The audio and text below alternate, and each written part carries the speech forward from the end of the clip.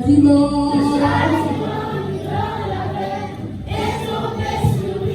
Il s'appelle Jésus. Les malades, les morts.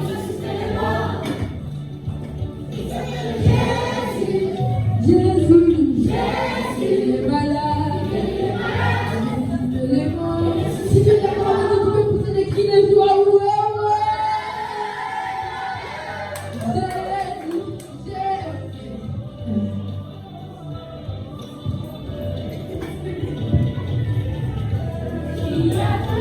Qui a cru à ce qui a été annoncé, qui a reconnu le bras de l'Éternel.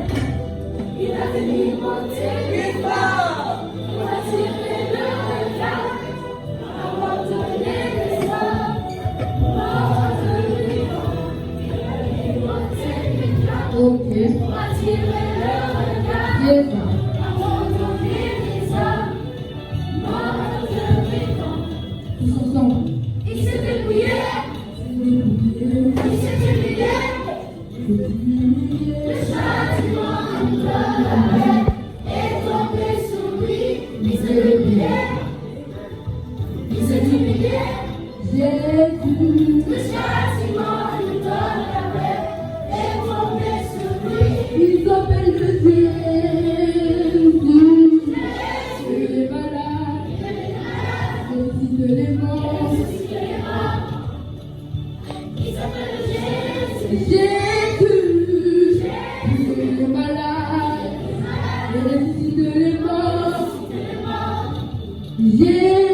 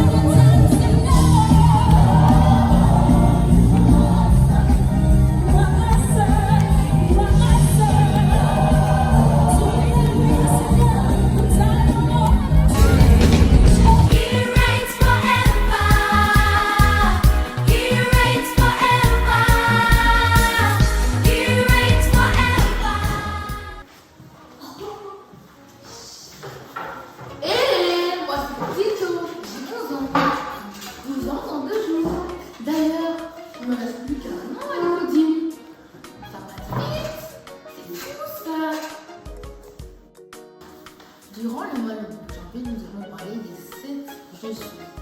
Je suis le vrai sel, je suis la porte, je suis la lumière, je suis le bon berger. Je suis aussi le pain de vie, la résurrection et la vie, et le chemin, la vérité et la vie.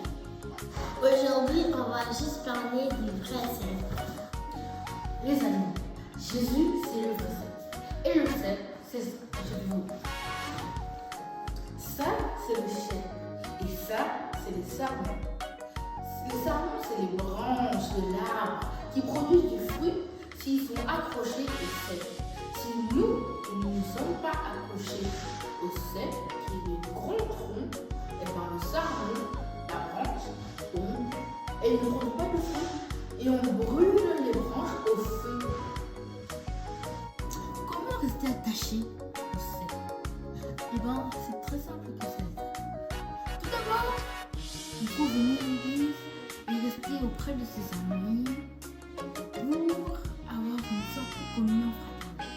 La communion fraternelle, c'est quand tu traînes avec des personnes, l'influence des personnes est sur toi et toi, tu influences la personne. Et donc la personne, elle devient une bonne personne et elle est attachée à Dieu par toi. Ensuite, il y a la prière. Si tu pries chaque matin et chaque soir, la prière, ça va fonctionner. La prière, ça marche toujours. Et ensuite, il y a aussi lire la Bible, la parole de Dieu. Il y a des petites Bibles pour les petits, pour les moyens et pour les grands. Tu sais peut-être pas lire, alors tu peux demander à papa et maman qui lisent pour toi. Il y a aussi le culte familial. Il faut aller dire à ton papa et à ta maman le culte familial parce que c'est très important. C'est quand on raconte l'histoire de l'époudine, les histoires que tantine ou tonton te racontent à l'église. Il faut faire le culte familial. C'est très important. En conclusion, s'amuser. C'est très bien, c'est une bonne chose. Regarder les écrans, c'est très bien, c'est aussi une bonne chose. Moi aussi, je regarde les écrans. Mais, par-dessus tout, il ne faut pas oublier de rester attaché au vrai cep qui est Jésus. Par la prière, par la parole, la lecture de la parole. Et si tu ne sais pas lire, tu demandes à ton papa et ta maman qui lisent pour toi. Par le culte familial, très très important. Et par venir à l'église.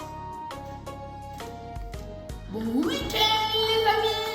À dimanche prochain. Ouais.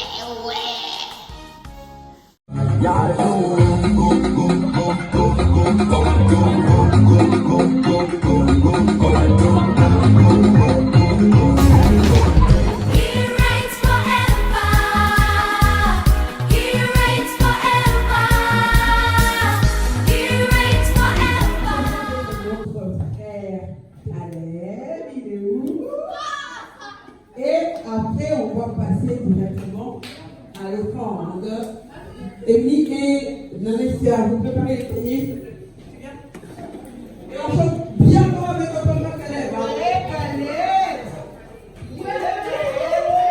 Allez, on leur coupe.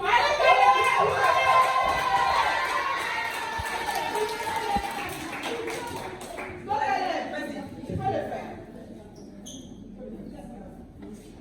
Nathan, on a besoin de toi. Ah, Nathan, Caleb fait son équipe. Allez, Nathan.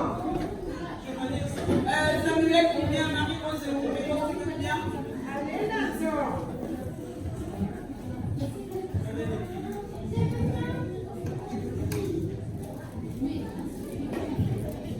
Allez, commençons.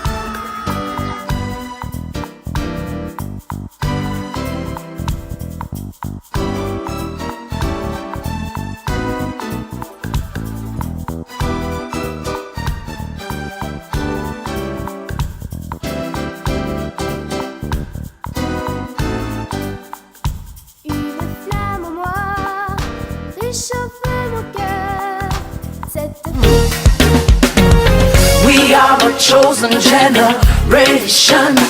We've been called for to show His excellence.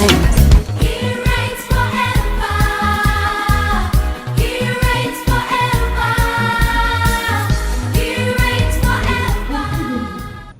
Mais c'est pas n'importe quel livre, c'est des livres qui parlent de quoi?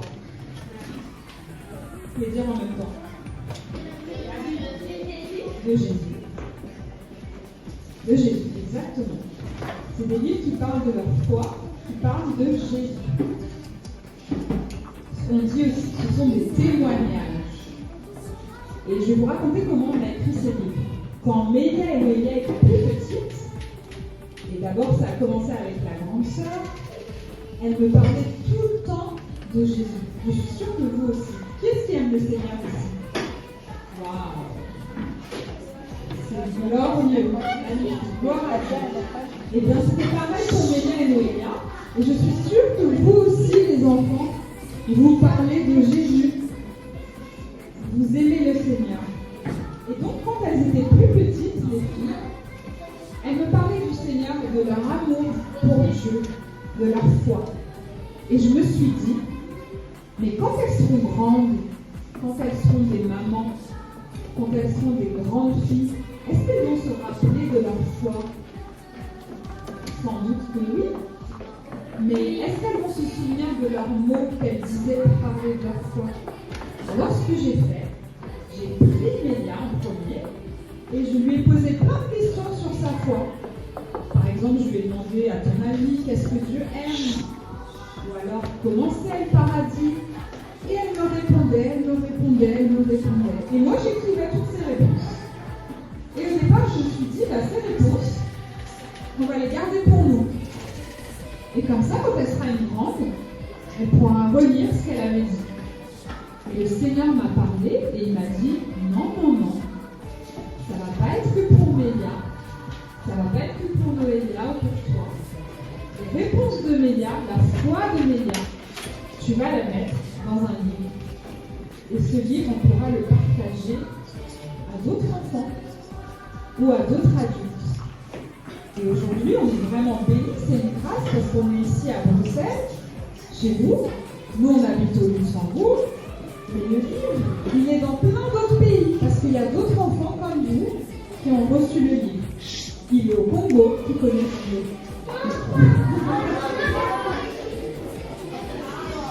C'est un pays. Il est au Cameroun. Il est au Canada.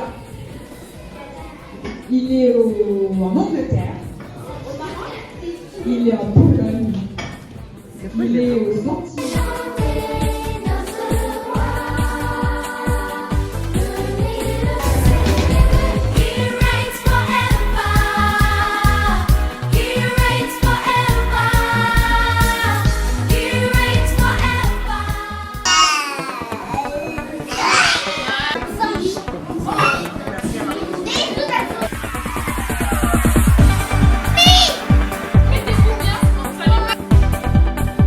Yeah,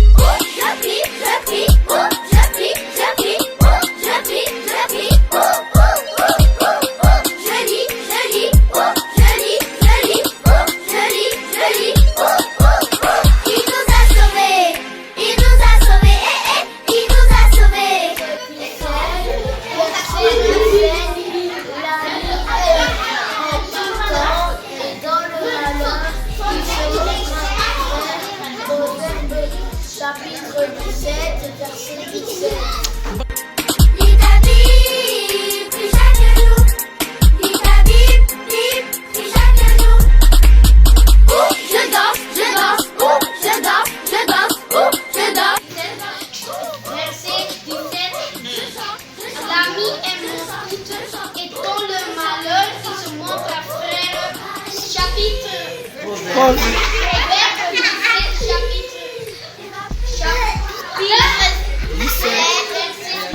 Bravo! À l'église, il va prier le roi. T'as compris? Tu dois le prier, tu dois le glorifier et tu dois le louer. Ça, c'est bon, ça.